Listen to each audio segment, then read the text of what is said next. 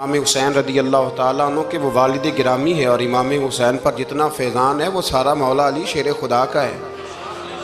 تو پہلی بات تو یہ ہے کہ ہمیں اس طرف توجہ دینی چاہیے، جس طرف ساری قوم چل نکلتی ہے، ساری دنیا ہی ادھر توجہ کرتی ہے، وہ بھی ہونا چاہیے، لیکن تمام صحابہ کے ایام ان پر خاص توجہ رکھا کریں، بالخصوص خلفائے راشدین حضرت ابو بکر صدیق رضی اللہ تعالیٰ عنہ، حضرت عمر فاروق رضی اللہ تعالیٰ عنہ، سیدنا عثمان غنی رضی اللہ تعالیٰ عنہ، اور مولا کائنات مولا علی شیر خدا رضی اللہ تعالیٰ عنہ۔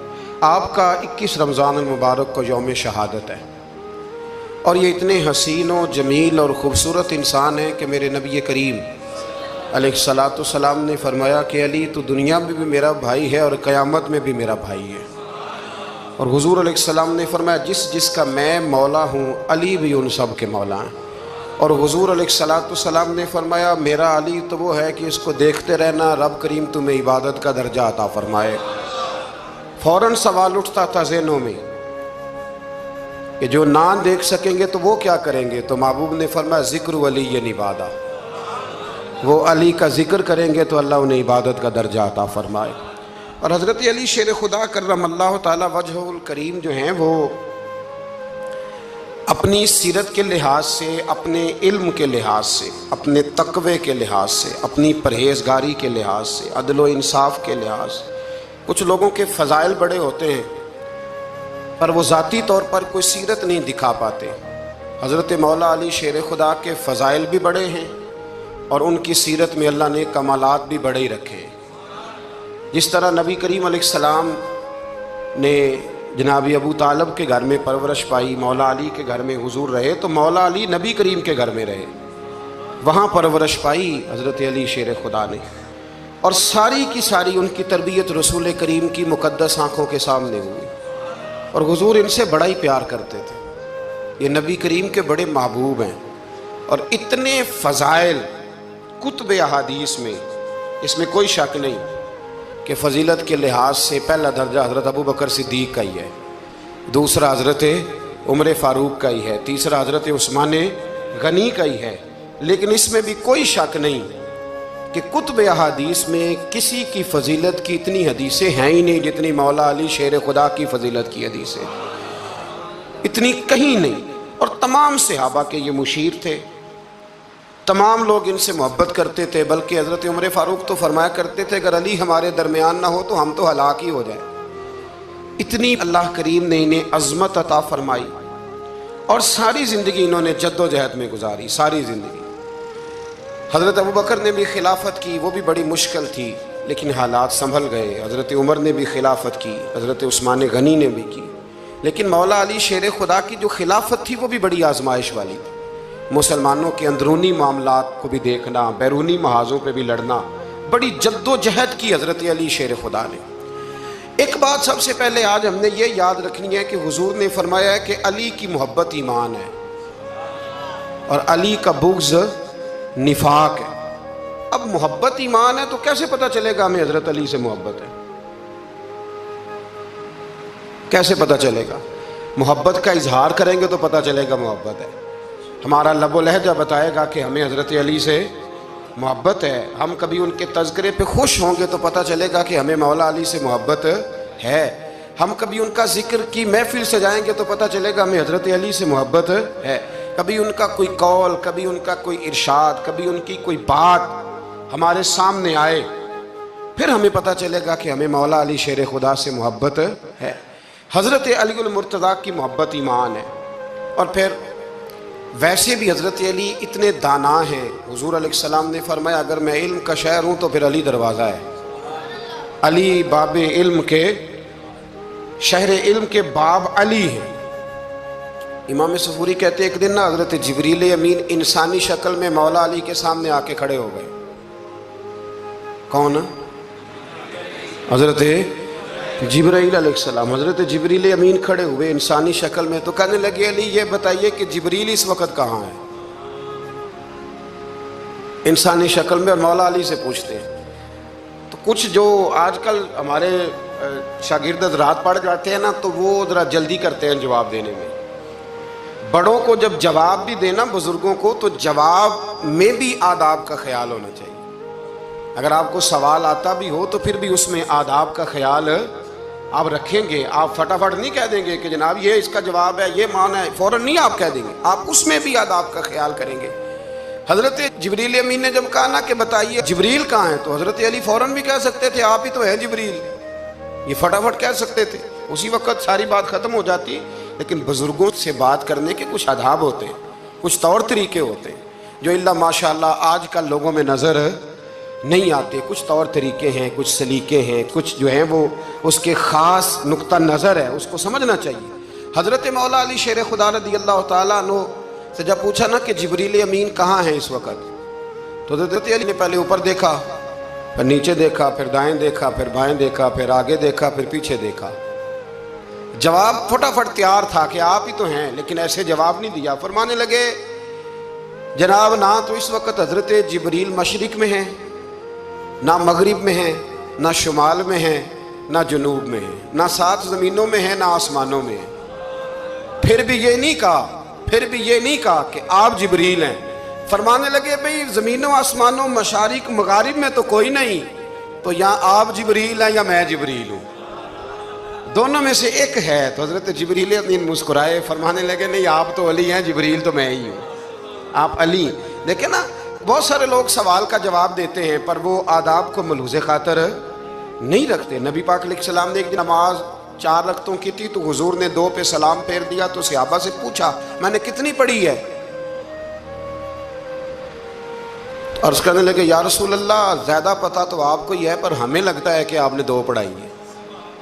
یہاں ایسے کرتا ہے کوئی؟ سوال ہی نہیں پیدا ہوتا. یعنی 1 منٹ سے پہلے امام غزالی ایک درویش کے مرید ہو گئے تھے تو بہت بڑے عالم تھے.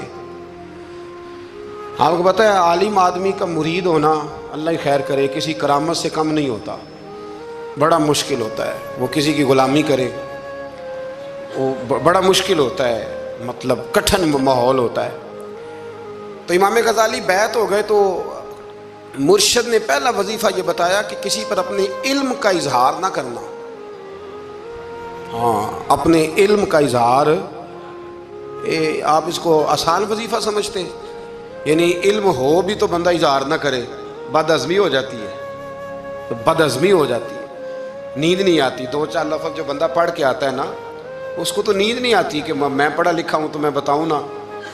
تو حضرت علی شیر خدا کرم اللہ تعالیٰ وجہ الکریم کے وہ آداب سے مجھے یہ بات یاد آئی کہ امام غزالی کے شیخ نے کہا علم کا اظہار نہ کرنا یہ پہلا وظیفہ ہے.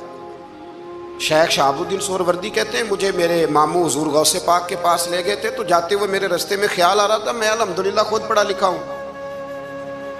جب انہوں نے جا کے پیش کیا نا غوث پاک کی بارگاہ میں کچھ دیں تو حضور غوث اعظم فرمانے لگے بھرے ہوئے پیالے میں کیا ڈالوں، پہلے ہی فل ہے، کوئی گنجائش ہی نہیں.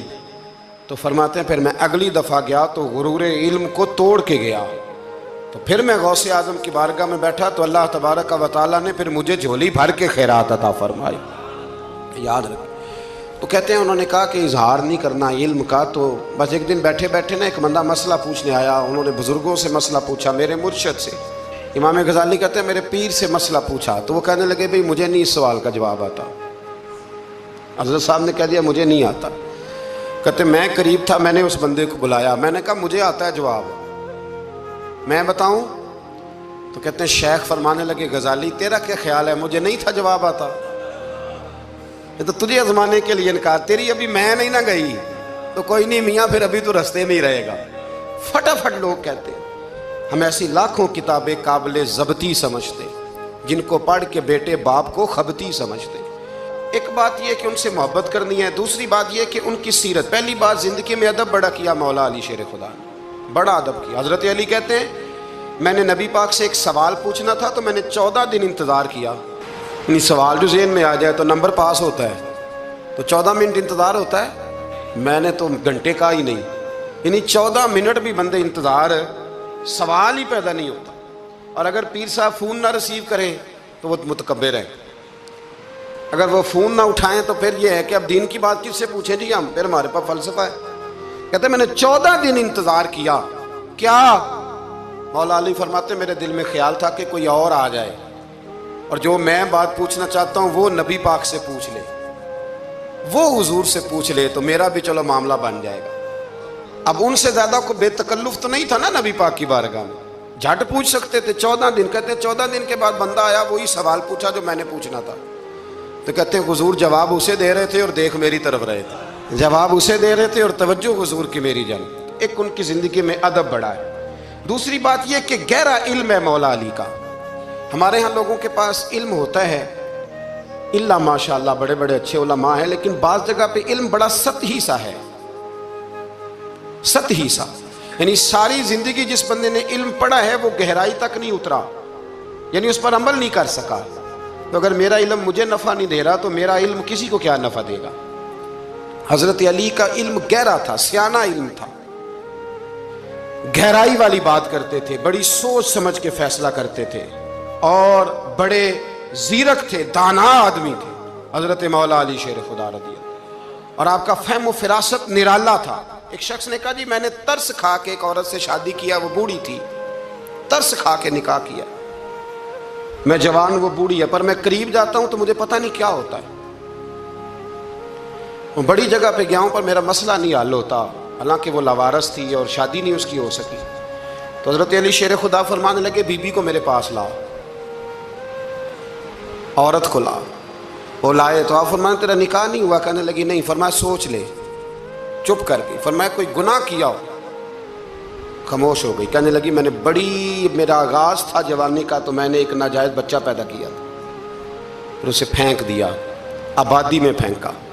تو حضرت علی شیر خدا فرمانے لگے یہ تیرا وہی بچہ ہے۔ چونکہ جو اس نے کیفیات بتائی ہیں وہ یہ ہے کہ انسان ماں بہن جو اس کی ہوتی ہے نا، کچھ بھی ہو جائے، اللہ تعالیٰ نے فطری جذبے رکھے ہوتے ہیں، تو وہ کوئی حیوان ہو تو بات الگ ہے، اگر انسان ہو تو وہ مطلب انسان ماں کے سینے سے لگ بھی جائے تو اس سے شفقت کا رنگ تو نظر آتا ہے، لیکن اس کے اندر وہ جذبات پیدا ہو سکتے نہیں۔ بیٹی سینے سے لگ جائے تو وہ والے جذبات اس میں تو حضرت علی شیر خدا کا علم بڑا باریک۔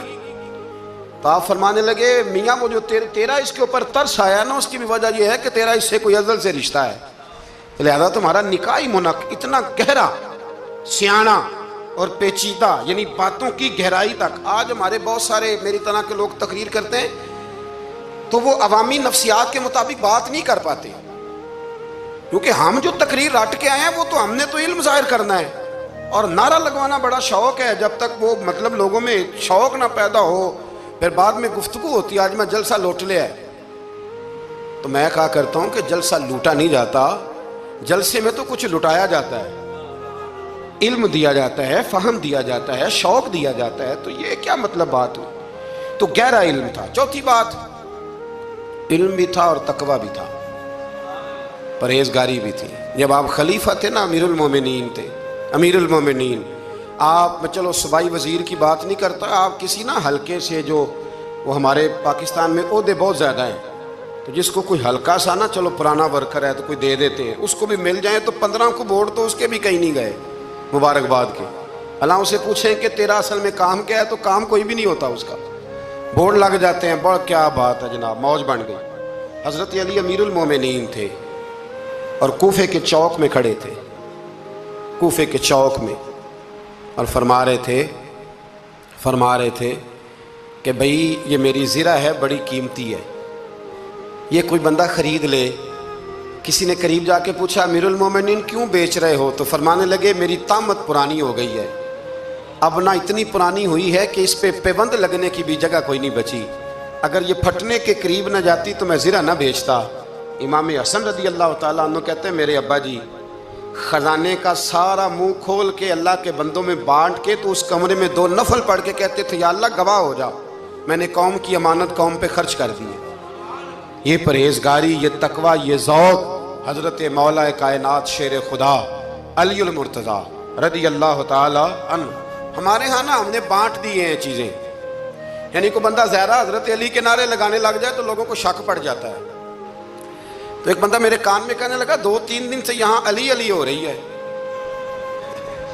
کان میں۔ اب بڑی جلدی ہمارے تھرمامیٹر والے لوگ بھی بڑے تیار بیٹھے رہتے ہیں، کہنے لگا 2-3 دن ہو گئے یہاں علی علی ہو رہی ہے۔ میں کیا دعا کر ہندی روے،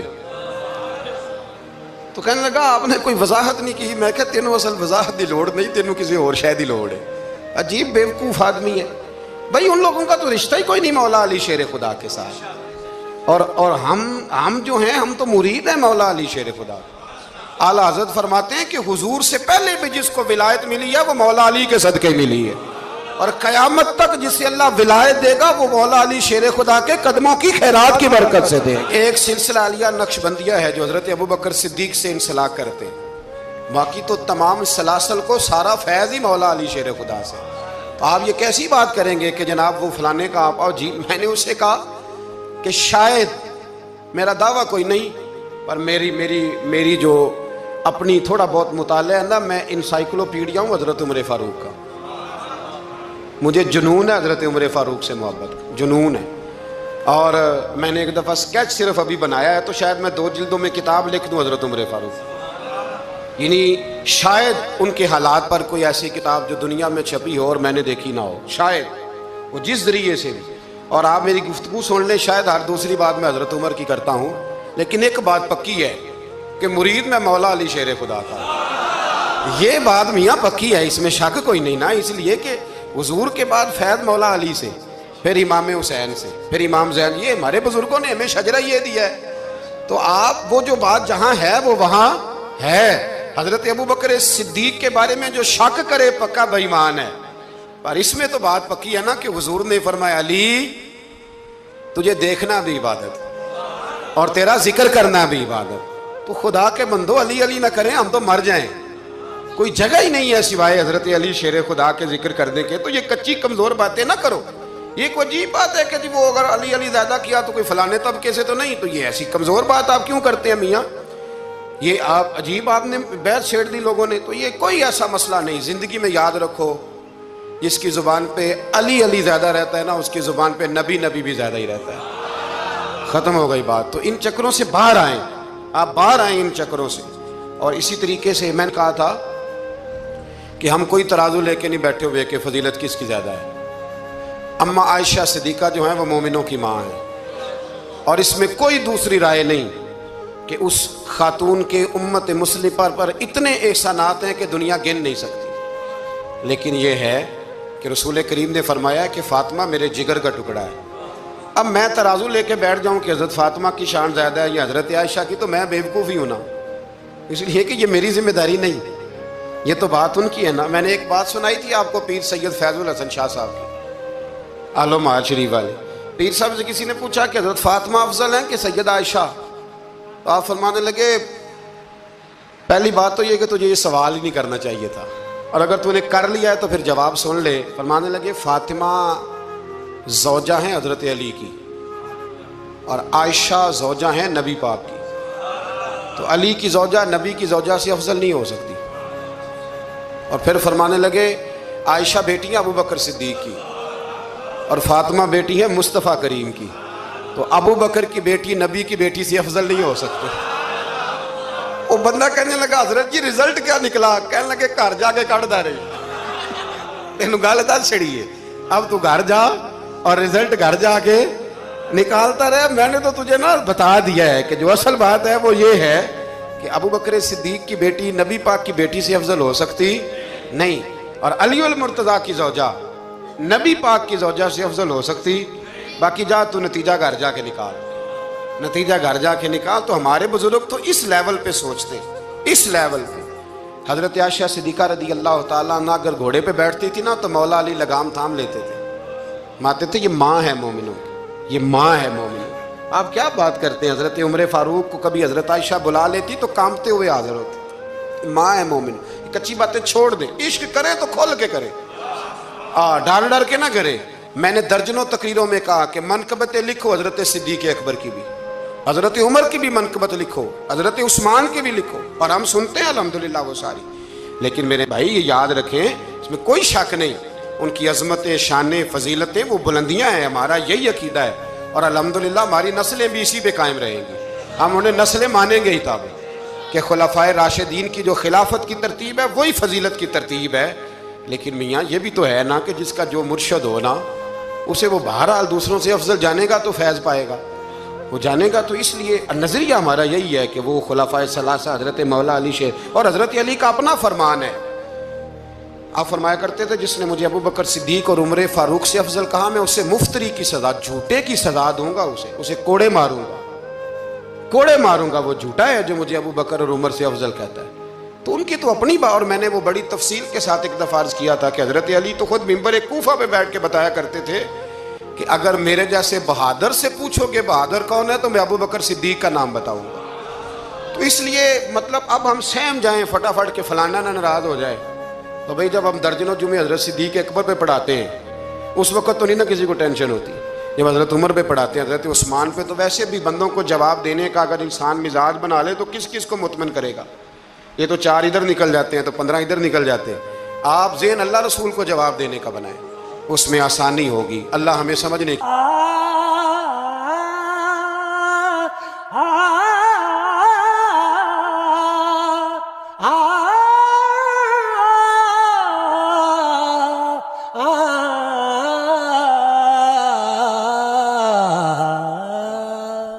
جس نے مدینے جانا کر لو تیاریاں، جس نے مدینے جانا کر لو تیاریاں، جس نے مدینے جانا کر لو تیاریاں، جس نے مدینے جانا کر لو تیاریاں، اب تو بس ایک ہی دھن ہے کہ مدینہ دیکھوں، حال دل کسی کو سنائے، آپ کے ہوتے ہوئے حال دل کسی کو سنائے، آپ کے ہوتے ہوئے کیوں کسی کے در پہ جائے، آپ کے ہوتے ہوئے نعت سرکار کی پڑھتا ہوں میں، بس اسی بات سے گھر میں میری رحمت ہوگی، نعت سرکار کی پڑھتا ہوں میں، بس اسی بات سے گھر میں میری رحمت ہوگی، میں بھی مدینے جاوا میرا جی کر دے، دل دا حال سناوا میرا جی کر دے، میں بھی مدینے جاوا میرا جی کر دے، دل دا حال سناوا میرا جی کر دے، اے میں کشو مدینے چلے، میں کشو مدینے چلے، دست ساقی کو سر سے پینے چلے، دست ساقی کو سر سے پینے چلے، آؤ مدینے چل، آؤ مدینے چل، اسی مہینے چل، آؤ مدینے چل، مدینے چلے، مدینے چلے، مدینے چلے، مدینے چلے، مدینے چلے، مدینے چلے۔ سبحان اللہ، سبحان اللہ، بہت